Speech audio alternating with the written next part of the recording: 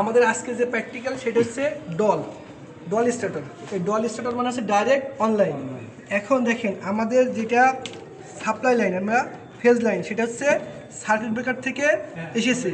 এই ফেজ লাইনটা দেখেন আমরা দুইটা সুইচ ইউজ করেছি, একটা হচ্ছে অফ সুইচ আর একটা হচ্ছে অন সুইচ।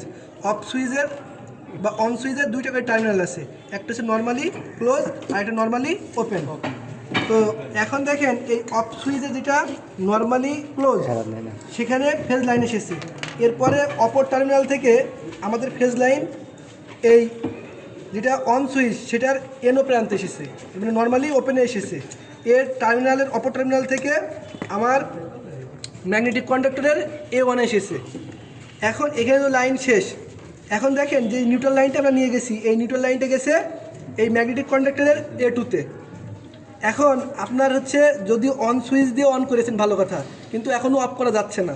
এই জন্য আমরা কি করছি দেখেন, এই অফ সুইচের যে NC টার্মিনাল থেকে আরেকটা লাইন নিয়ে গেছি। কোথায় নিয়ে গেছি? এটা হচ্ছে ম্যাগনেটিক কন্ডাক্টরের অক্সিলারিতে। অক্সিলারি হচ্ছে এক্সট্রা নিয়ন্ত্রণ। তো এই অক্সিলারির এনও প্রান্তে নিয়ে গেছি। এই এনও প্রান্তে নিয়ে যাওয়ার পরে অপর টার্মিনাল থেকে এই ম্যাগনেটিক কন্ডাক্টরের আমরা A1-এ জাম্পারিং করছি বা দিয়েছি। এখন দেখেন সম্পূর্ণ কানেকশন শেষ। এখন যদি আপনি স্টার্ট সুইচ দিয়ে স্টার্ট করেন স্টার্ট হবে, অফ সুইচ দিয়ে অফ করলে অফ হবে। এবং আমরা লাইনটা দিয়ে দেখব যে হচ্ছে কিনা। দেখেন এটা স্টার্ট হচ্ছে আর এটা অফ।